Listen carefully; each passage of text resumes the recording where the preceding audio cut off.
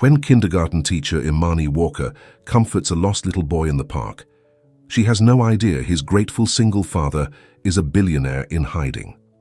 What begins as kindness becomes the start of an extraordinary love story. Before we get into the story, comment below where in the world you are watching from today. The afternoon sun was warm in Henderson Park. As Imani Walker found an empty bench, she kicked off her sensible flats and wiggled her toes in the grass. At 34, these moments of quiet were precious. She closed her eyes and took a deep breath. Between teaching kindergarten 5 days a week, tutoring on weekends, and caring for Aunt Rose, who had been battling cancer for the past year, Imani barely had time to breathe. Today was rare. A cancelled tutoring session meant 2 free hours all to herself. A small sniffling sound caught her attention. Imani opened her eyes and noticed a little boy sitting alone on the swing set. His head was down, shoulders trembling. Slightly. He was trying not to cry. Imani glanced around, no parent in sight. The boy, maybe 6 years old, wore a blue t-shirt with dinosaurs on it. His shoelaces were untied, and he kept wiping his nose with his sleeve. Something tugged at her heart. Imani stood up and walked over slowly.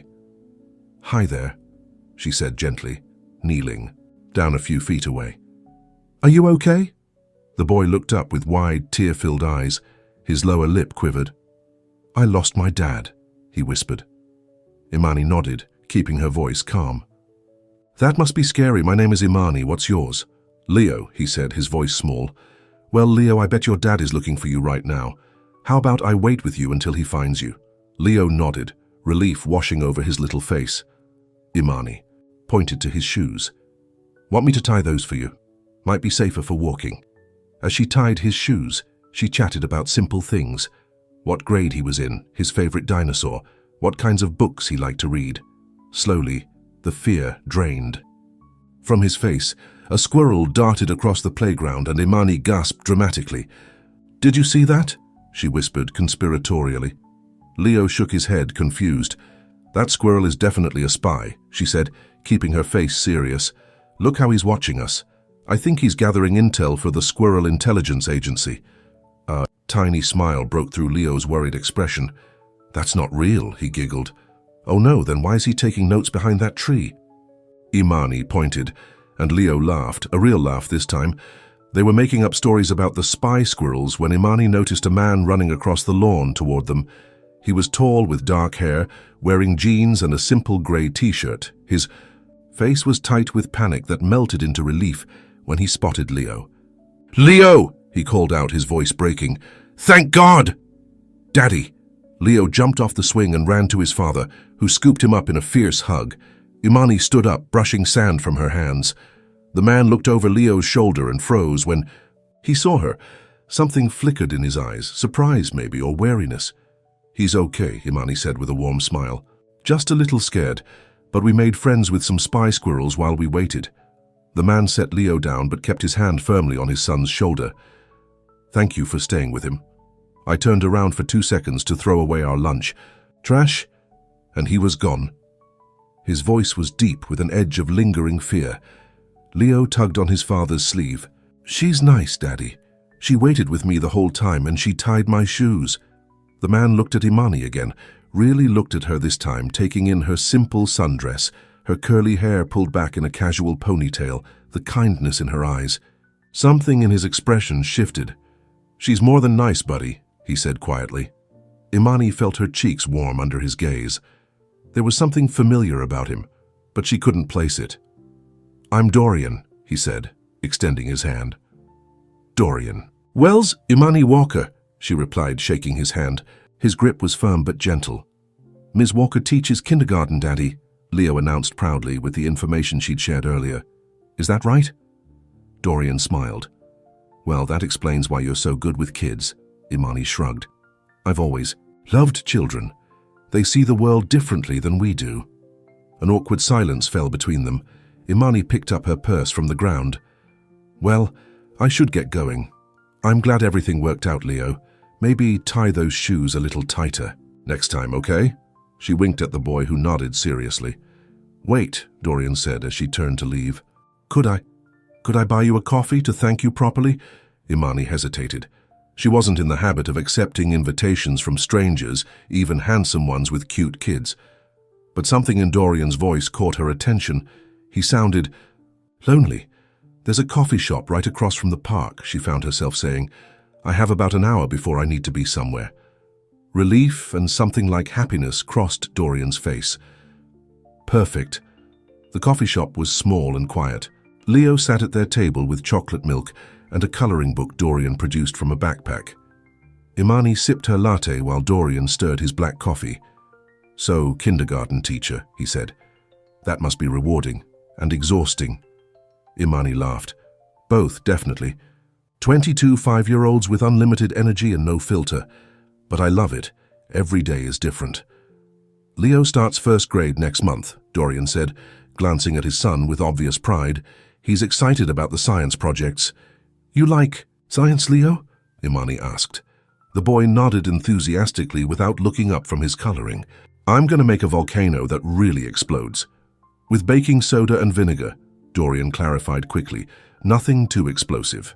Imani smiled. "The classics never go out of style. I still do that demonstration every year with my class."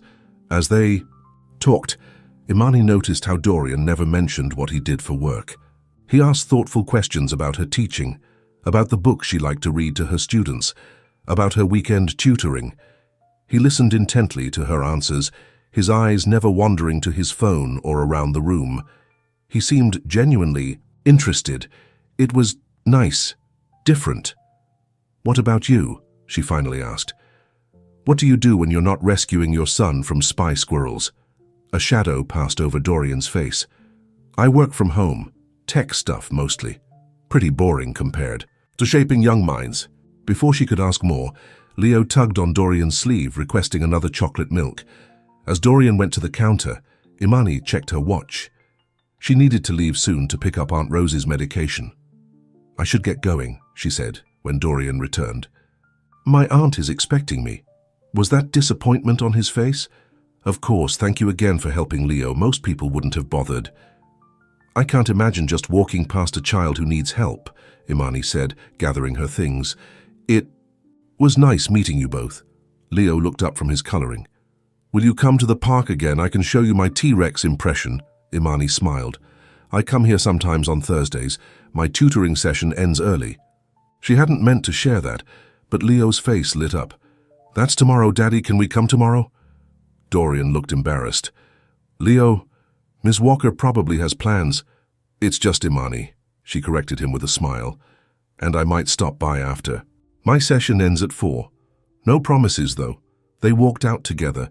At the street corner where they would part ways, Imani waved goodbye to Leo, who waved back enthusiastically. "Thank you again," Dorian said softly.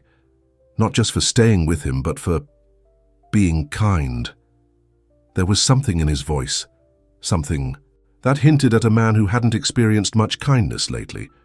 "Anyone would have done the same," she said. Dorian shook his head. "No, they wouldn't. Trust me on that." Imani walked away, feeling strangely light.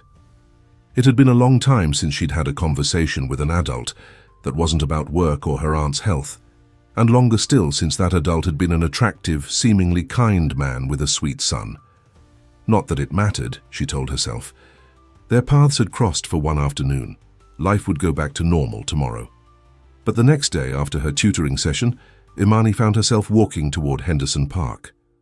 Just for some fresh air, she told herself. Not because of the man with the kind eyes and his dinosaur-loving son. She spotted them instantly. Leo was on the monkey bars, with Dorian standing nearby, arms half raised, as if ready to catch him at any moment. Leo saw her first. "Imani! You came?" he shouted, scrambling down and running toward her. Dorian turned, and the smile that spread across his face made her heart skip a beat. "We brought cookies," Leo announced. "Daddy made them last night. They're chocolate chip." "Did he now?" Imani raised an eyebrow at Dorian, who looked slightly embarrassed. "Leo might have insisted we needed cookies in case we ran into you," Dorian admitted. "He's been talking about spy squirrels all day." They sat on a bench while Leo played on the slide. Dorian offered her a slightly misshapen cookie from a plastic container. "So you bake?" she asked, taking a bite. It was actually delicious. I'm learning, Dorian said. When it's just the two of us, I figure I should know how to make more than frozen pizza. It's just you and Leo? Imani asked before she could stop herself. Dorian nodded, his expression carefully neutral. For 2 years now, his mother isn't in the picture. I'm sorry, Imani said softly. Don't be, Dorian replied, watching Leo climb back up the slide. We're better off this way. The hardness in his voice surprised her, but then he turned to her with a softer expression. What about you? No husband or kids wondering where you are? Imani shook her head. No husband, no kids. Just me and my Aunt Rose. She raised me after my parents died, and now... She hesitated. Now she's sick, and... It's my turn to take care of her. Dorian's eyes filled with understanding. That can't be easy with your teaching schedule. It's not, Imani admitted. But you do what you have to for family, right? Dorian nodded, looking back at Leo. Everything for family. They sat in comfortable silence for a moment, watching Leo play. Imani realized she felt strangely at ease with this man she barely knew. There was something genuine about him, something real in a world that often felt full of pretense. As the sun began to set, Imani stood up reluctantly.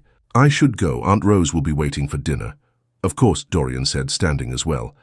He hesitated, then asked, would it be too forward to ask if you might come to the park again? Maybe Saturday morning. Leo has been asking for a picnic. Imani knew she should say no. She had tutoring on Saturday mornings and 1,000 other responsibilities. But looking at Dorian's hopeful expression and Leo waving from the top of the slide, she found herself nodding. I have tutoring until noon, but I could come after that. Dorian's smile was worth the rearranging of schedules she'd have to do. We'll be here, he promised. Imani walked home with a strange feeling in her chest, something like happiness, something like hope. She had no idea who Dorian Wells really was, or what this connection might mean, but for the first time in a very long time, she was looking forward to something that was just for her. What she didn't know was that Dorian Wells was more than just a single dad who baked cookies. Much more. And the simple friendship beginning between them was about to become far more complicated than either of them could imagine. Saturday arrived with clear skies and perfect picnic weather. Imani rushed through her tutoring session with 12-year-old Zach, who needed help with fractions. Her mind kept drifting to the park, to Leo's excited face and Dorian's warm smile. Ms. Walker, you seem distracted today, Zach said, tapping his pencil on his math workbook. Imani refocused. Sorry, Zach, let's try this problem again. When the session finally ended, Imani hurried home to change. She caught herself trying on 3 different outfits before settling on simple jeans and a yellow blouse. It's just a picnic, she reminded her reflection. With a little boy and his dad, not a date. But her racing heart suggested otherwise, at sea. The park, Leo spotted her immediately and ran to greet her. Imani, we got a red blanket and sandwiches and cookies and juice boxes. Leo grabbed her hand and pulled her toward a shady spot under a large oak tree. Dorian stood as she approached. He wore khaki shorts and a blue button-down shirt with the sleeves rolled up. He looked good. Really good. We were afraid you might change your mind, he said with a smile that didn't quite hide his relief. And Miss Spy Squirrel surveillance? Never, Imani replied, making Leo giggle. The picnic blanket was spread out with a proper feast.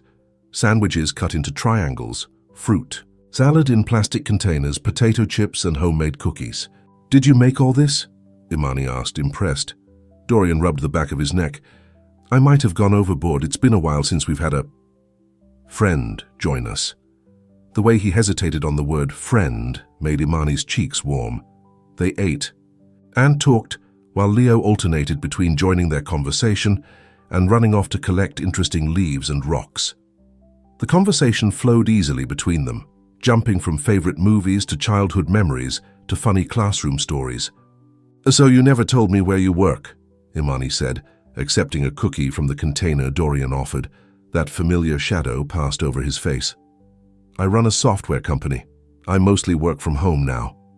That must be convenient for taking care of Leo, Imani said. Dorian nodded. That's why I made the change. After the divorce, Leo needed stability. One present parent is better than two absent ones. His mother doesn't see him at all, Imani asked carefully. Dorian's jaw tightened. Vanessa decided her career and social life were more important. She signed away custody in exchange for... He glanced to make sure Leo was out of earshot. A very generous settlement. I'm sorry, Imani said softly. That must have been hard on both of you. Dorian's expression softened. It was rough at first. But honestly, we're happier now. Just the two of us. He hesitated, then added, until we met you. Before Imani could respond, Leo came running back. Daddy, Imani, look what I found. He held up a smooth, flat stone. It's perfect for skipping.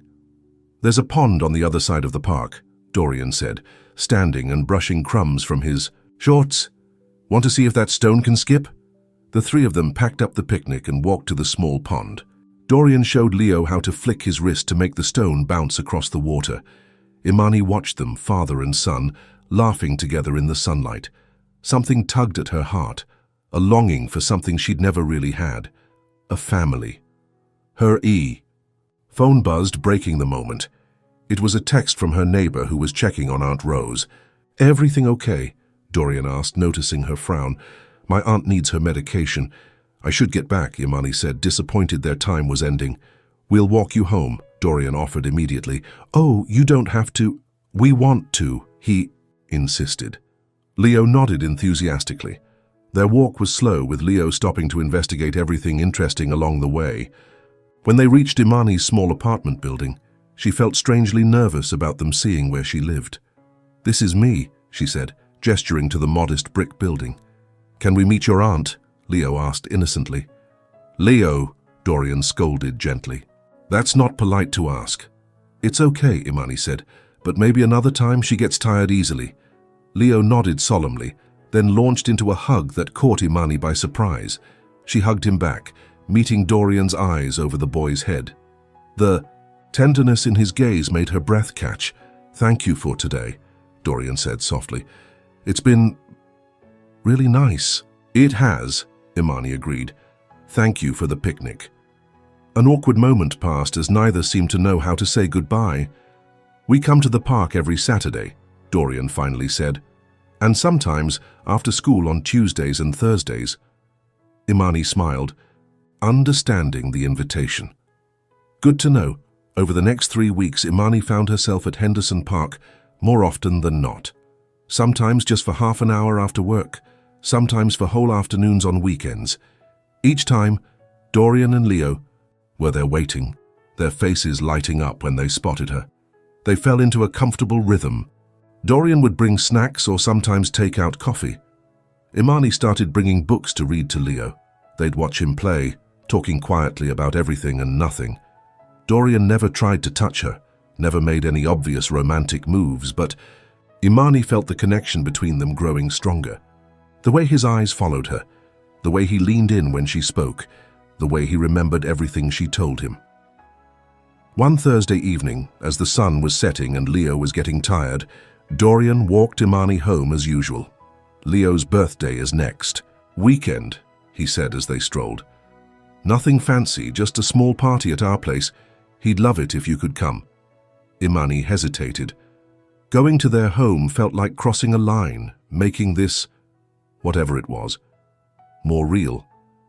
You don't have to, Dorian added quickly, misreading her silence. I know you're busy with your aunt and work. I'd love to come, Imani interrupted. If you're sure it's not imposing. Dorian's smile was answer enough. Here's the address, he said, handing her a small card. Saturday at 2. Imani looked at the card. The address was in Oakwood Heights, one of the most exclusive neighborhoods in the city. Her surprise must have shown on her face. My software company does well, Dorian said simply, a hint of discomfort in his voice.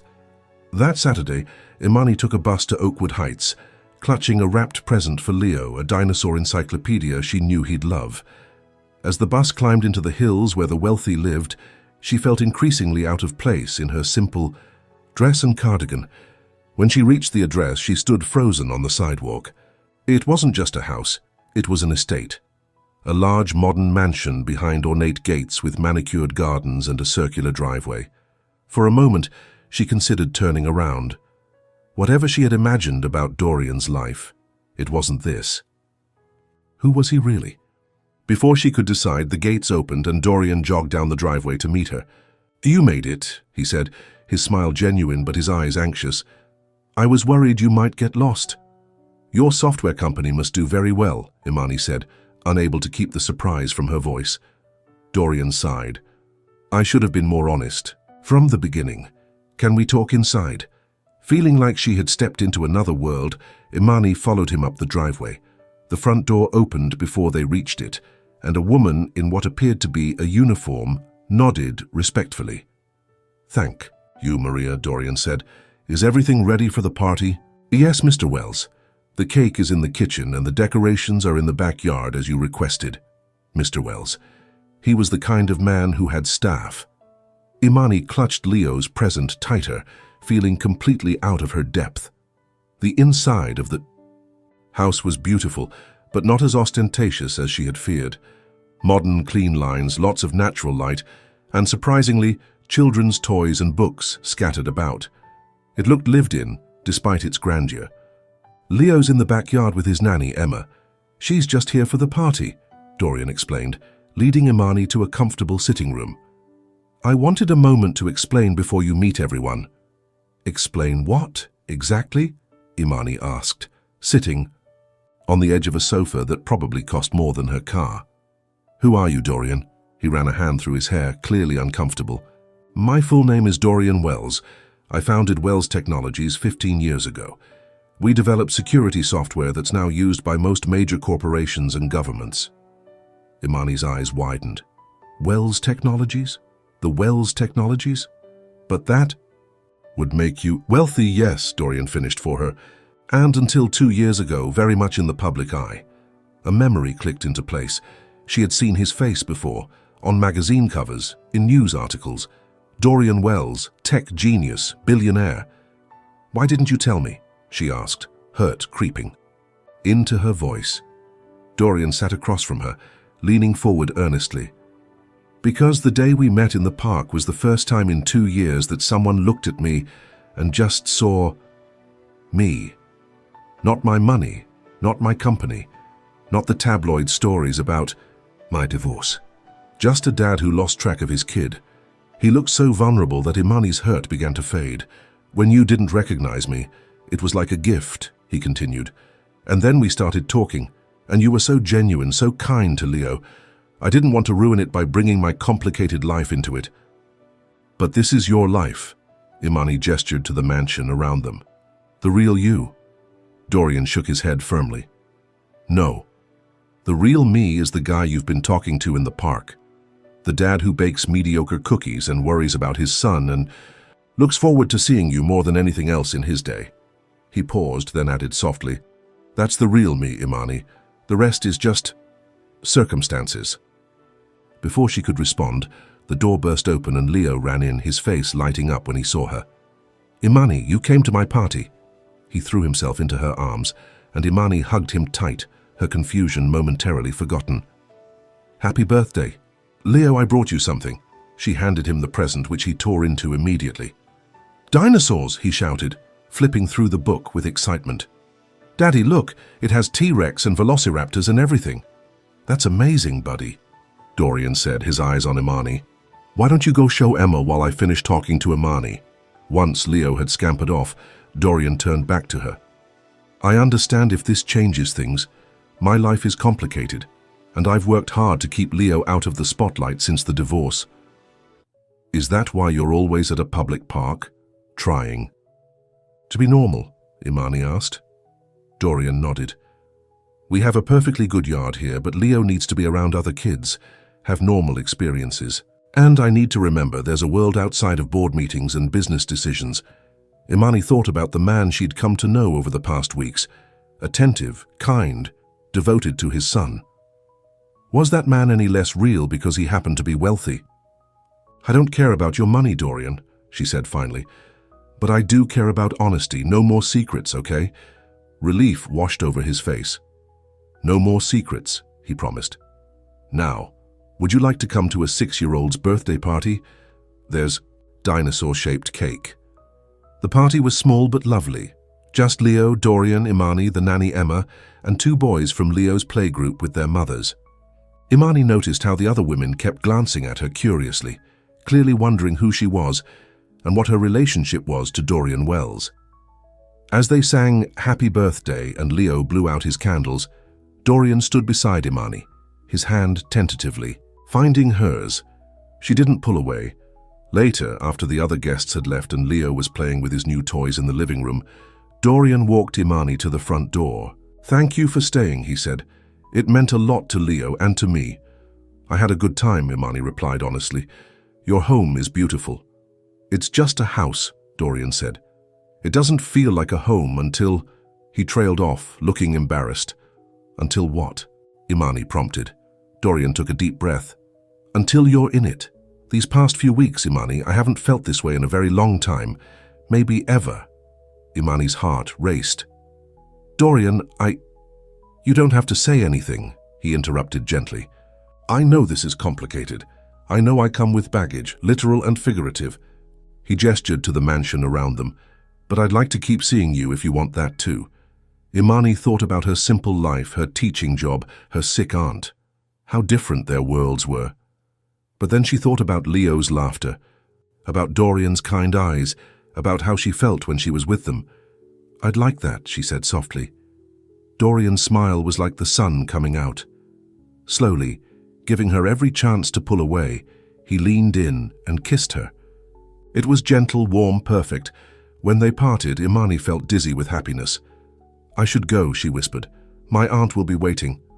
"I'll drive you," Dorian offered. "No, the bus is fine." "Imani," Dorian said firmly, "I'm not letting you. Take the bus. Not because I'm a snob, but because it's getting dark and I care about you. Let me drive you home." Put that way, she couldn't argue. The drive in Dorian's luxury SUV was quiet, both of them processing the new layer to their relationship.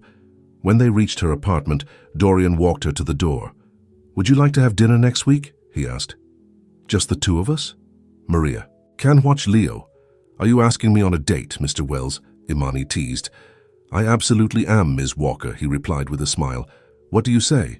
Imani stood on her tiptoes and gave him a quick kiss. "I say yes." As she watched him drive away, Imani couldn't help but wonder what she was getting herself into. Dorian Wells was nothing like anyone she'd ever dated. His world was so far removed from hers, but her heart told her that none of that mattered. What mattered was the connection they shared, the way he looked at her, the way she felt when she was with him and Leo. What she didn't know was that their budding relationship was about to face its first real test. Because while Dorian had retreated from the public eye, the public had never stopped being interested in him, and a billionaire spotted kissing a beautiful woman was exactly the kind of story that sold magazines. As Imani entered her apartment, her phone buzzed with a text from Dorian. "Thank you for today, for understanding, for being you." She smiled and texted back, "Thank you for being honest, finally." What neither of them realized was that at that very moment, someone was making a phone call to a tabloid reporter, someone who had recognized Dorian Wells at the park and had been watching him and Imani for weeks. Their private little world was about to become very public indeed. Imani woke up Monday morning feeling lighter than she had in years. The memory of Dorian's kiss lingered, making her smile as she got ready for work. They had texted back and forth all Sunday, and he'd called in the evening just to hear her voice. "You seem happy today, Ms. Walker," said Lily, one of her kindergartners, as Imani helped her with her art project. "I am happy, Lily," Imani replied, surprised by how true it was. After school, she hurried home to check on Aunt Rose, who was having a good day for once. They sat together watching Rose's favorite game show. "You're glowing," Aunt Rose observed, studying Imani over her cup of tea. "Who is he?" Imani blushed. "What makes you think there's a he?" "Child, I raised you, I know that look." Rose patted Imani's hand. "Tell me everything." So Imani did, starting with finding Leo alone in the park and ending with the revelation of Dorian's true identity. "A billionaire?" Rose's eyes widened. "Like, private jet, mansion on a hill billionaire?" "He's more than his money, Aunt Rose," Imani said defensively. He's kind and devoted to his son, and when he looks at me, I feel like he really sees me." Rose's expression softened. "That's worth more than all the money in the world, baby girl. Just be careful with your heart. Men like that live in a different world." Imani nodded, knowing her aunt spoke from concern, not judgment. Wednesday was their planned dinner date. Imani spent far too long getting ready, finally settling on a simple blue dress that was the nicest thing she owned. When her doorbell rang, exactly at 7, her heart skipped. Dorian stood there looking handsome in a charcoal suit, holding a small bouquet of wildflowers. "You look beautiful," he said, his eyes taking her in with obvious appreciation.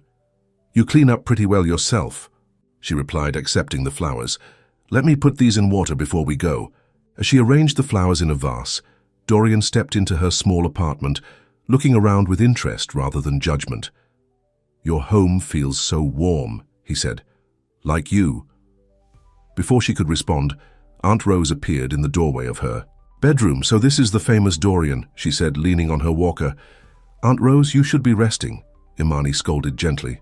"I'm not dying today," Rose waved her off. "I wanted to meet the man who put that smile back on my girl's face." Dorian crossed the room and extended his hand. "It's an honor to meet you, Ms. Walker. Imani speaks of you with such love." Rose studied him, then took his hand. "You take care of her heart, you hear me? It's a precious thing." "I know exactly how precious," Dorian replied seriously. "Satisfied?" Rose nodded. "You kids have fun. Don't worry about me. Mrs. Gonzalez from next door is coming over to watch our shows." In Dorian's car, a sleek but understated luxury sedan, Imani finally relaxed. "Sorry about the third degree from Aunt Rose." "Don't be," Dorian smiled. "She loves you, I respect that." He drove them not to some exclusive restaurant as Imani had half expected, but to a small Italian place tucked away on a side street. "This is one of my favorite spots in the city," he explained as he held the door for her. "The owner doesn't care who I am, only whether I enjoy his food." Inside, they were greeted warmly by an older Italian man who embraced Dorian like family. "And who is this beautiful lady?" the man asked, beaming at Imani. "Marco, this is Imani Walker," Dorian said, a hint of pride in his voice. "Imani, this is Marco Rossi, the best chef in the city and an old friend." Marco led them to a quiet corner table and insisted on bringing them his special dishes. The restaurant was cozy and unpretentious, filled with the aroma of garlic and fresh herbs. Over incredible pasta and rich red wine, they talked for hours. Dorian told her about growing up as a nerdy kid obsessed with computers, about starting his company in his college dorm room, about the whirlwind success that followed. "And your marriage?" Imani asked carefully. "If you don't mind talking about it." Dorian's expression turned somber. "I met Vanessa at a charity gala. She was beautiful, ambitious, seemed to understand the demands of my work." He sipped his wine. "We married quickly, had Leo within the first year. I thought we were happy." He paused and Imani waited patiently. "The problems started when I wanted to step back from work to spend more time with Leo. Vanessa, she liked the lifestyle, the parties, the travel, the attention.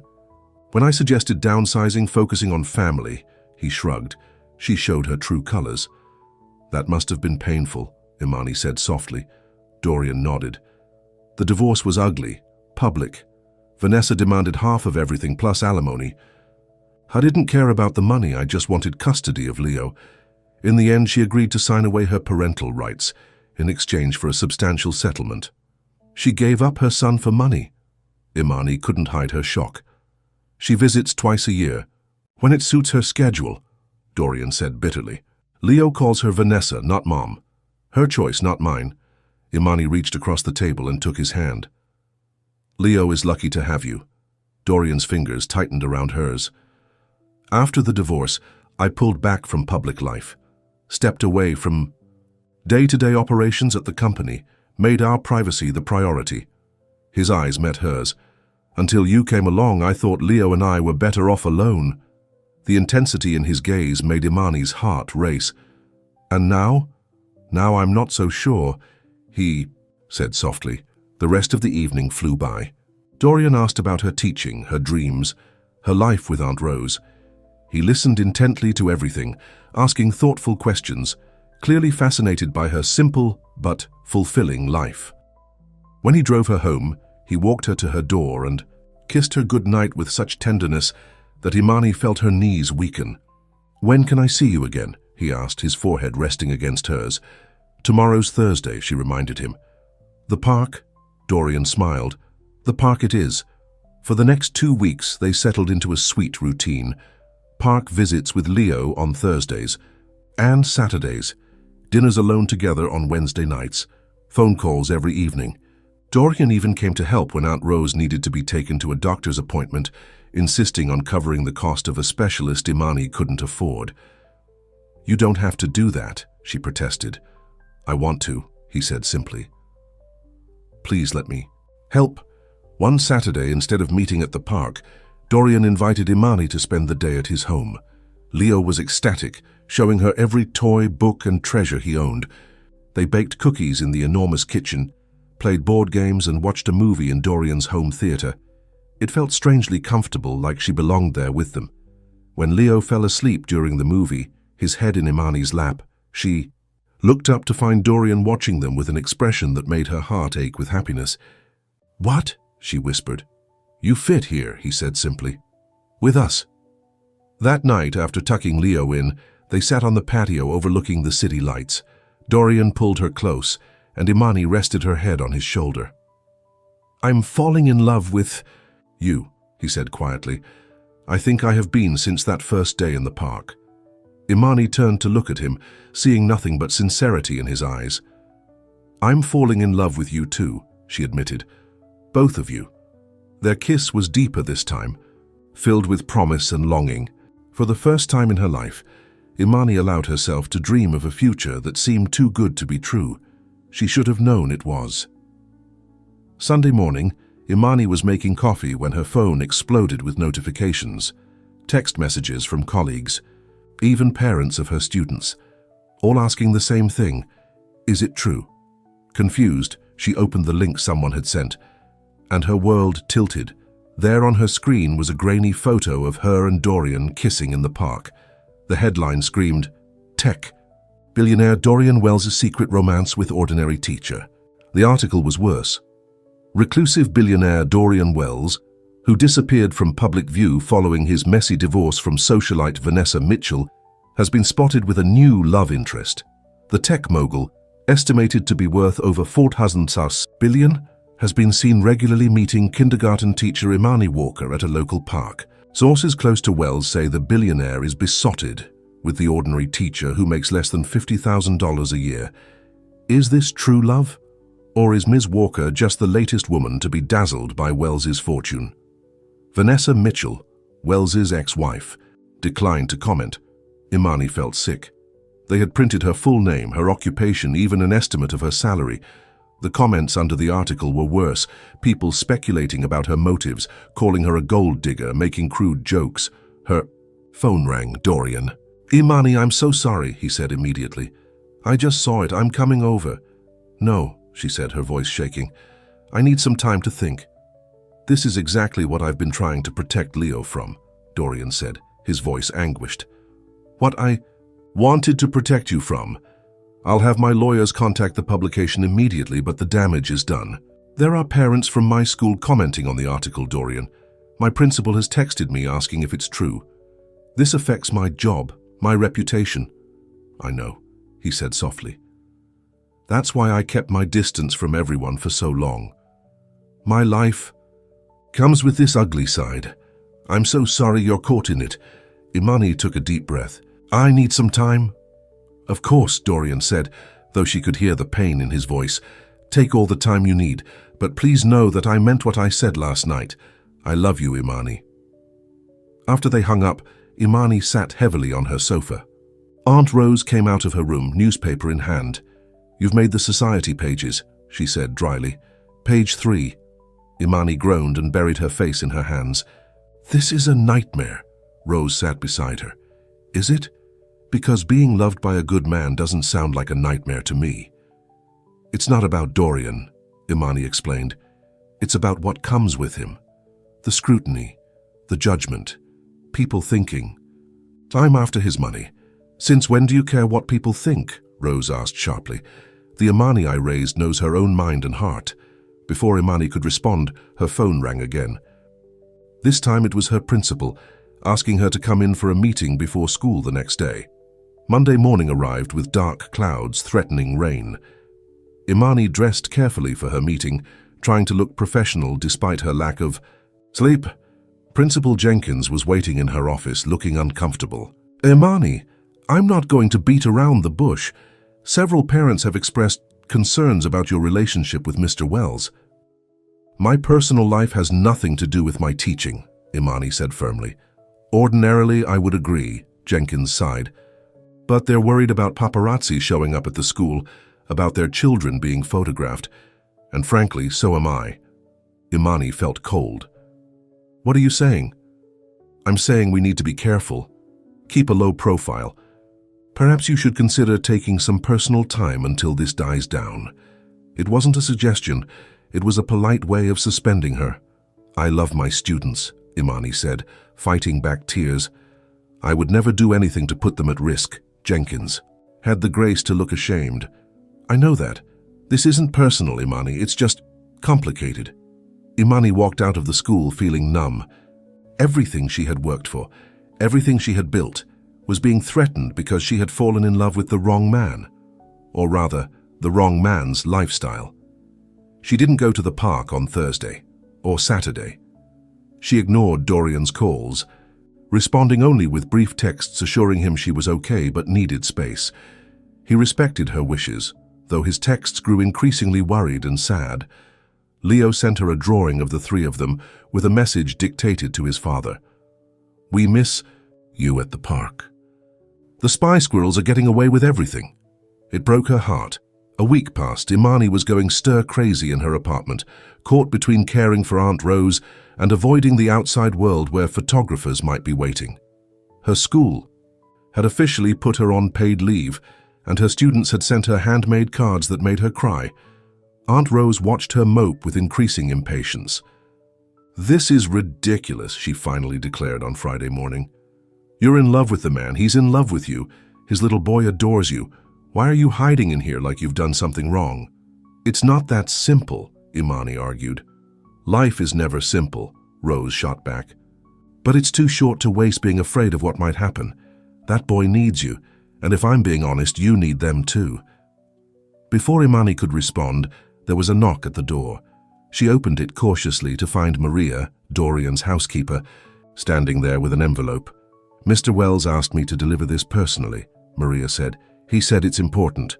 Inside the envelope was a letter written in Dorian's neat handwriting. Imani, I understand why you needed space. The invasion of your privacy was unforgivable, and I feel responsible. You didn't ask for any of this. What you should know is that, since meeting you, I've realized how much I've been hiding from life. Protecting Leo was my excuse, but the truth is, I was protecting myself from being hurt again. You changed that. You showed me what it means to live openly, honestly, to connect with people without walls or pretenses. The irony is that I've now brought chaos to your ordered life. I won't pressure you, but I want you to know that I've taken steps to fix what I can. My lawyers have sent cease and desist letters to all publications that printed your personal information.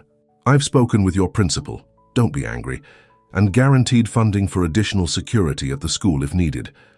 Most importantly, I've started looking at houses in normal neighborhoods away from Oakwood Heights, places where Leo could ride his bike on the street, where we could have neighbors who don't care about my bank account, where you might feel comfortable if you decided to be part of our lives, because that's what I want more than anything, Imani. I want you to be part of our family. Leo asks for you every day. The park isn't the same without you. Our lives aren't the same. I love you, simply, completely. Not because you're perfect, but because you're real in a world where that's rare. Because you see me. Not the billionaire, not the media caricature, just me. If you can forgive the chaos I've brought to your life, if you can see a future with us despite the complications, please meet me at the park tomorrow at noon. Our usual. Bench, no pressure. No photographers. I've hired security to make sure of it. Just us. Whatever you decide, thank you for showing me what real happiness feels like, even if it was just for a little while. All my love, Dorian. Imani read the letter twice, tears streaming down her face. Aunt Rose took it from her trembling hands and read it herself. Well, Rose said when she finished, that's a man who knows what he wants. What should I do? Imani whispered. Rose took her hand. What does your heart tell you to do?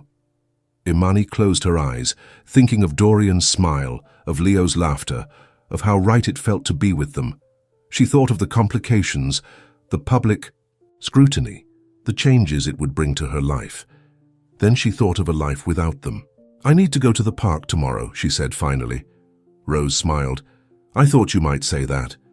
The next day dawned bright and clear. Imani dressed carefully in a simple yellow sundress, the same color she'd worn the day they met. Her hands shook as she applied minimal makeup and pinned her curls back from her face. You look beautiful, Aunt Rose said, watching from the doorway. Go get your family, girl. Imani hugged her tightly. I love you, Aunt Rose. I love you too, baby. Now go. As Imani approached the park, she saw two men in suits standing discreetly by the entrance. Dorian's security, she realized. They nodded, respectfully as she passed. Her heart pounded as she walked to their usual bench. Would Dorian be there? Would Leo? What would she say? As she rounded the corner by the playground, she stopped. There was Dorian, sitting alone on their bench, his head down, hands clasped nervously. He looked up, scanning the path, and then he saw her. The hope that bloomed on his face took her breath away. He stood as she approached, uncertainty and love battling in his expression. You came, he said simply. I came, Imani agreed, stopping, her a few feet away. Leo wanted to be here, but I thought we should talk first, Dorian explained. He's with Emma, going crazy with anticipation. He made you something. I missed him, Imani admitted. I missed you both. Dorian took a step closer. Did you read my letter? Imani nodded. Every word. I meant it all, he said, especially the part about loving you and about making changes. I don't want to lose you, Imani, not over things that don't matter. Your life matters, Imani said. Your home, your company. I would never ask you to change those things. You're not asking, I'm offering, Dorian insisted, because a house is just a house. But a home is where the people you love are. And for Leo and me, that's with you. Imani felt tears threatening again. The media attention won't just go away. No, Dorian agreed, but we can face it together, on our terms. I've spent 2 years hiding, Imani. I don't want to hide anymore, not from life, not from love, not from a future with you. He reached for her hand and Imani let him take it. I love you, she whispered. I tried not to, tried to be sensible, but love isn't sensible, Dorian said, smiling as he pulled her closer. It's messy and complicated and wonderful, like us. When he kissed her, Imani knew she was home. Whatever challenges came with loving Dorian Wells, they were worth it for this feeling, for the chance to be part of his and Leo's life. As they walked, hand in hand back toward the park entrance, Dorian's phone buzzed. He checked it and smiled. Leo's going crazy waiting, he said. I told Emma we'd pick him up on the way. On the way where? Imani asked. Dorian's eyes twinkled with excitement. To see the house I've been looking at. It's just a few blocks from your apartment, actually. Normal neighborhood, small yard, friendly neighbors. What do you think? Imani squeezed his hand. I think I'd like to see it. With both of you.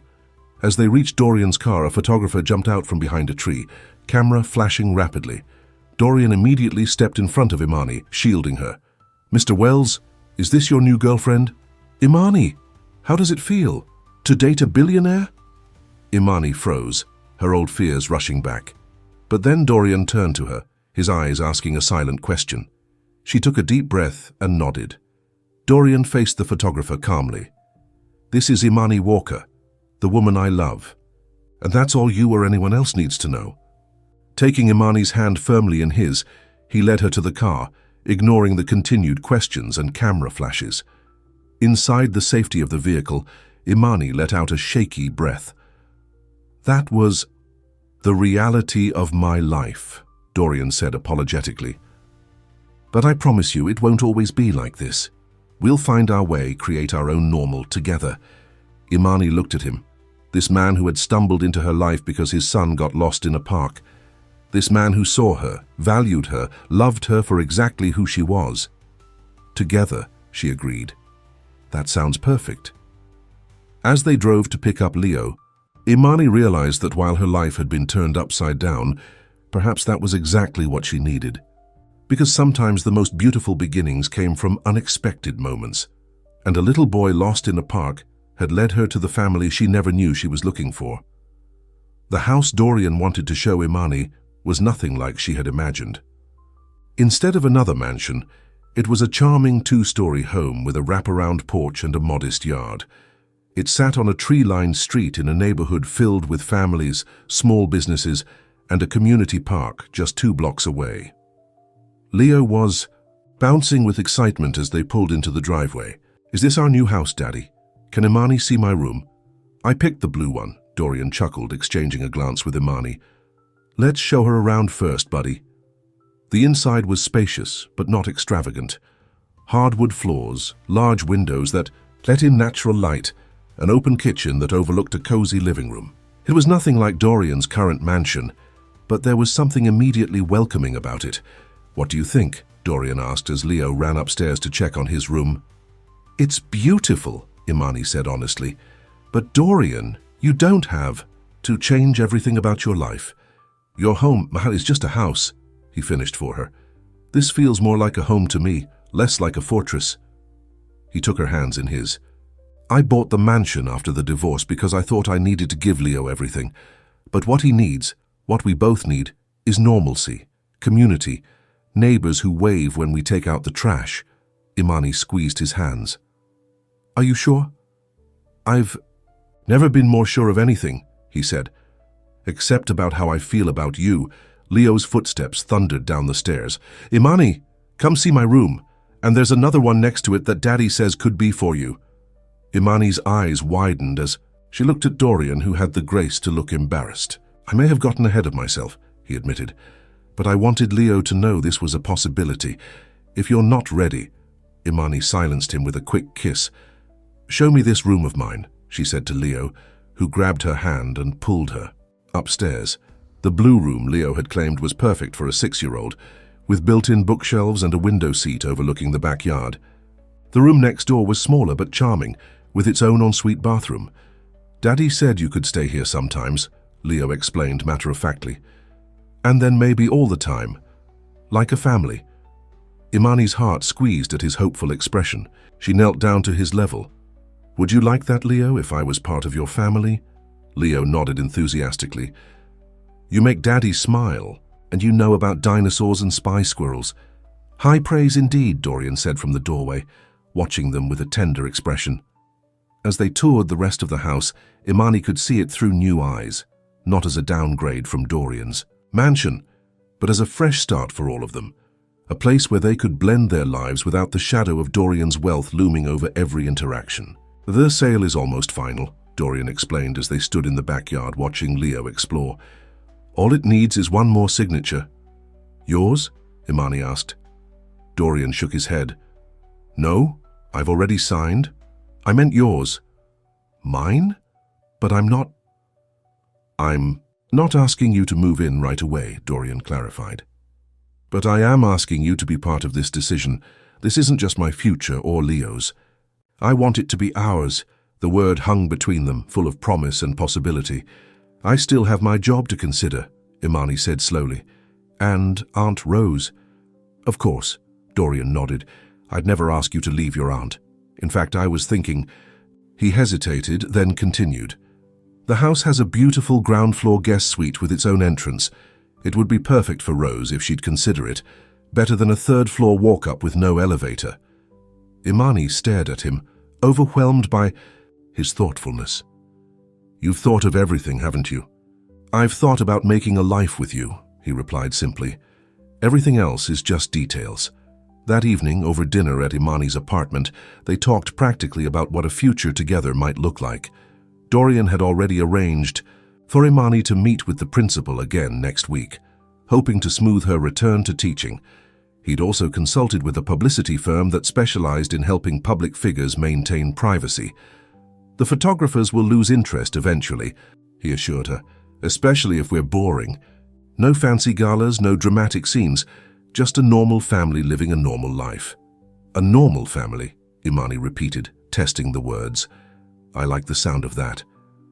As the weeks passed, their new normal began to take shape. Dorian and Leo moved into the new house. Imani returned to teaching, and though there were whispers and stares at first, her dedication to her students eventually overshadowed the gossip. Rose was hesitant about the idea of moving in with them, proud and independent as always. "I don't need charity," she told Imani firmly. "It's not charity, Aunt Rose. It's family," Imani insisted. "Besides, Leo adores you. He wants you to teach him how to play chess." Eventually, Rose agreed to at least visit the guest suite. Dorian had gone all out, making sure it was accessible and comfortable while still maintaining Rose's independence. "Well," Rose said after inspecting every inch, "I suppose it would be nice not to climb those stairs anymore." By the end of the month, Rose was settled in her new space. Leo was enrolled in the local elementary school, and Dorian had converted one of the bedrooms into a home office where he could work while remaining present for his family. Imani spent more and more nights at the Blue House, as they'd taken to calling it. She still maintained her apartment, but it felt less and less like home.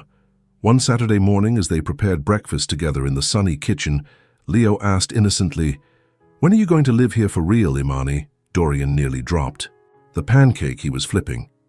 "Leo, we talked about this. Imani has her own place, and we need to respect that." But Imani had been thinking the same thing herself.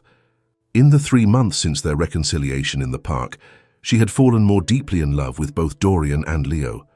She loved their life together, the simple routines they'd established, the feeling of belonging she'd never experienced before. "Actually," she said, taking a deep breath, "I've been thinking about that too." Dorian looked at her, hope and caution warring in his expression. "You have?" Imani nodded. "My lease is up next month, and I spend most of my time here anyway," Leo shouted. With excitement jumping up from his chair, "You're moving in, can I help pack your stuff? Can we paint your room? Can we—" "Whoa, buddy," Dorian laughed, putting a hand on Leo's shoulder. "Let's let Imani finish." But Imani was laughing too, Leo's excitement infectious. "Yes, Leo, I'm moving in, if that's still what your dad wants." Dorian crossed the kitchen in 2 strides and pulled her into his arms. "It's all I want," he whispered, before kissing her thoroughly. "Oh, gross," Leo complained, though he was smiling. Life in the Blue House settled into a rhythm that felt like it had always been meant to be. Imani's things blended seamlessly with Dorian and Leo's. Rose's health improved with less stress and better care. The neighbors quickly accepted them as just another family on the block, more interested in whether they'd participate in the block party than in Dorian's net worth. There were still challenges, of course. Occasionally a reporter would show up hoping for a story. Dorian's ex-wife called one day, suddenly interested in spending more time with Leo now that Dorian was back in the public eye. Some parents at school were still standoffish with Imani, but together they weathered each storm. They were a team, a family bound by choice rather than obligation. 6 months after Imani moved in, Dorian suggested a weekend trip to the mountains. Just the 3 of them staying at a small cabin beside a lake. "What about Aunt Rose?" Imani worried. "Maria has already volunteered to stay with her," Dorian assured her. Rose said, and I quote, "Go enjoy yourself before you forget how." The cabin was rustic but charming, with a stone fireplace and a deck overlooking crystal-clear water. Leo was thrilled with the canoe Dorian rented, and they spent their first day paddling around the lake, picnicking on a small island, and spotting wildlife. That evening, after Leo had fallen asleep exhausted from their adventures, Dorian and Imani sat on the deck watching the stars reflect on the still water. "Happy?" Dorian asked, his arm around her shoulders. "Completely," Imani sighed contentedly. "This was a perfect idea." "I have another idea," Dorian said, his voice suddenly nervous. "But I'm not sure if it's too soon." Imani turned to look at him. "What is it?" Dorian shifted to face her, taking both her hands in his. "These past months have been the happiest of my life. You've brought joy and balance and love not just to me but to Leo, to our whole family." Imani's heart began to race as she realized where this was going. "I don't want to pressure you," Dorian continued, "but I also don't want to wait another day to ask you this." He reached into his pocket and pulled out a small velvet box. "Imani Walker, will you marry me? Will you officially become the family that you already are in our hearts?" He opened the box to reveal not an ostentatious diamond, as might be expected from a billionaire, but a simple, elegant ring with a sapphire the exact color of the lake before them. Tears filled Imani's eyes. "Yes," she whispered. "Yes, Dorian, I will marry you." The kiss they shared was a promise, a beginning, a confirmation of everything they'd built together. A noise from the cabin door made them turn. Leo stood there in his dinosaur pajamas, rubbing his eyes. "Did she say yes, Daddy?" he asked sleepily. Dorian laughed. "You were supposed to be asleep for this part, buddy." "I couldn't sleep," Leo yawned. "Too excited." "You knew about this?" Imani asked, opening her arms to him. Leo nodded as he climbed into her lap. "Daddy let me help pick the ring. Blue is your favorite color." "It's perfect," Imani assured him, holding out her hand to admire how the sapphire caught the moonlight. "Absolutely perfect. So we're really going to be a family?" Leo asked, his small face serious. "We already are a family," Imani told him, hugging him close. "This just makes it official." Leo seemed satisfied with this answer and soon fell back asleep, this time on the couch on the deck, snuggled between Dorian and Imani. As they sat there, their newly formed family complete under the stars, Imani thought about the strange path that had led her here. A little boy lost in a park, a father's gratitude, a connection neither of them had been looking for but both had desperately needed. "What are you thinking about?" Dorian asked softly. "About fate," Imani replied. "About how sometimes the best things in life happen when we're not looking for them. Like finding a family in a sandbox." Dorian smiled, kissing her forehead. "Exactly like that. The wedding was planned for the following spring. Nothing extravagant or showy, just a simple ceremony in the backyard of the Blue House with their closest friends and family." Rose insisted on helping with the preparations despite her health, declaring that she hadn't raised Imani to have someone else plan her wedding. Leo took his role as ring-bearer with utmost seriousness, practicing walking slowly down the makeshift aisle for weeks beforehand. The morning of the wedding dawned sunny and mild. Imani stood in what was now permanently her room, Rose helping, her with the final touches on her simple white dress. "Your parents would be so proud," Rose said, her eyes shining with tears as she adjusted Imani's veil. "Finding a man who loves you for exactly who you are, building a family with so much love." "I wish they could be here," Imani said softly. "They are, baby girl," Rose assured her, placing a hand over Imani's heart. "Right here." A knock at the door interrupted the moment. Leo peeked in, resplendent in his little suit. "Wow," he breathed when he saw Imani. "You look like a princess." "Thank you, Leo," Imani smiled. "Are you ready for your big job?" He nodded solemnly, holding up the little pillow with the rings. "Daddy said not to run even if I see a really cool bug," Imani laughed. Wise advice. Downstairs, their small gathering of guests waited in the garden. Dorian's parents, a few colleagues from school, some neighbors who had become friends, even Marco from the Italian restaurant. As the simple string quartet began to play, Imani took a deep breath. Rose squeezed her hand one last time before taking her seat in the front row, next to the space reserved for her as mother of the bride. Leo started down the aisle, focusing intently on not dropping the rings. Then it was Imani's turn, alone, strong, choosing her path. Dorian waited for her under an arch of spring flowers. When he saw her, his face transformed with pure joy. As she walked toward him, toward their future, Imani thought about all the steps that had led her here. All the choices, large and small, that had created this moment.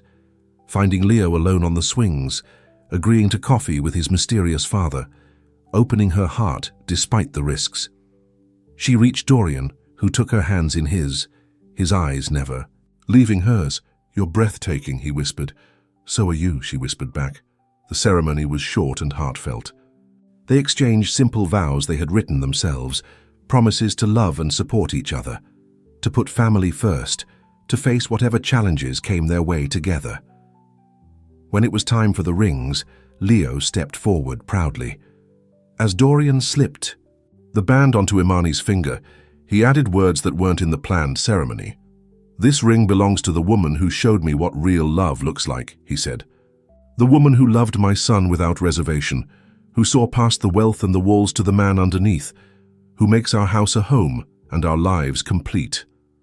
Not to be outdone, Imani added her own impromptu words as she placed Dorian's ring on his finger. "This ring belongs to the man who values what truly matters, who teaches his son compassion and honesty, who saw me as I am and loved all of me, who gave me the greatest gift of all, a family to call my own." By the time they were pronounced husband and wife, there wasn't a dry eye in the garden. At the reception held on their patio and the adjoining lawn, Leo made an unexpected announcement, tapping his juice glass with a spoon to get everyone's attention. "I have a present for Imani," he declared. With Dorian's help, he handed her a large flat package wrapped in dinosaur paper. Imani unwrapped it carefully to find a framed drawing. It showed 3 stick figures, a tall man, a woman with curly hair, and a small boy between them. They were holding hands in front of a blue house with a squirrel nearby taking notes. Underneath, in Leo's careful printing, were the words, "Our family." "I made it the day we met you," Leo explained. "When you helped me in the park, I knew you were special." Imani knelt to hug him, tears streaming down her face. "This is the best wedding present ever," she told him. "I'm going to keep it forever." Later, as they shared their first dance, Dorian held her close.